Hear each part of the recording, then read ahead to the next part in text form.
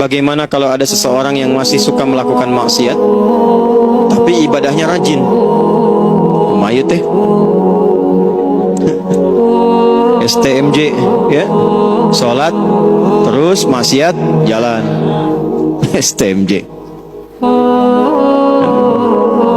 cabai, jelly royal dan ginseng.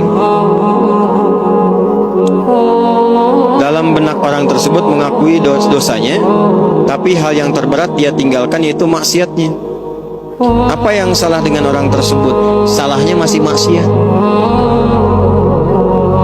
Salahnya taubatnya tidak serius. Quran surah ke-4 ayat 17. A'udzubillahi minasyaitonirrajim. Bismillahirrahmanirrahim. Innamat taubatu 'ala Allahi lilladzina ya'maluna as-su'a bijahalatin thumma yatubuna min qarib. Allah hanya akan menerima orang tobat yang sungguh-sungguh. Yang saat sadar dia salah, dia segera bertobat. Jadi rumus tobat itu kalau sadar salah jangan ditunda, segera tobat saat itu. Salah sore pada asar, jangan tunggu malam sambil tahajud, karena boleh jadi maghrib meninggal. Maut datang lebih cepat dari apa yang tidak diduga. Segera. Yang kedua, sungguh-sungguh. Terus begitu.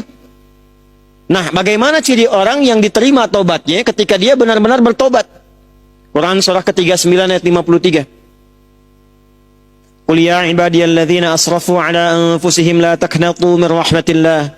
Innallaha yaghfiru dzunuba jami'a. Ya Muhammad sallallahu alaihi wasallam, katakan, viralkan pada semua hambaku yang berlumur maksiat, jangan putus asa dari rahmat Allah. Tobat yang betul. Kalau dia benar, Allah ampuni semua dosanya. Ciri orang diampuni dosanya, maka semua kesalahannya akan tertutup, terjaga dia dari yang salah, dan berubah dia dengan perbuatan yang soleh. Jadi yang salah-salahnya hilang, yang solehnya yang muncul. Mata pernah melihat maksiat, gambar yang tidak bagus, ya, video-video yang buruk. Tobat, gimana ciri diterimanya? Maka matanya sudah nggak suka lagi melihat yang salah, yang soleh yang dilihat, Quran yang baik-baik, itu tandanya. Dan dia nggak suka diarahkan kepada perbuatan yang pernah dia kerjakan sebelumnya. Dengarannya udah nggak suka.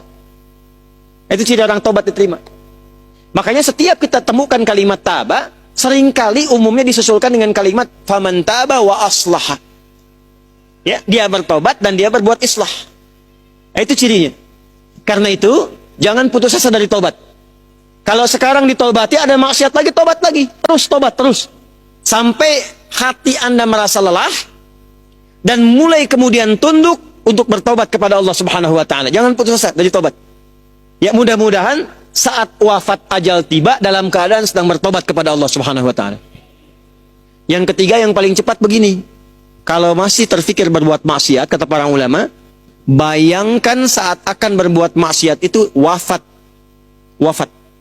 Diwafatkan oleh Allah Subhanahu wa taala. Ada tobat nih. Pernah berbuat jelek, pernah mabuk, pernah ini, pernah itu. Maaf teman-teman.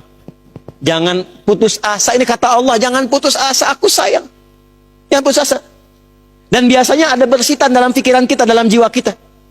Aduh, diterima nggak kalau tobat?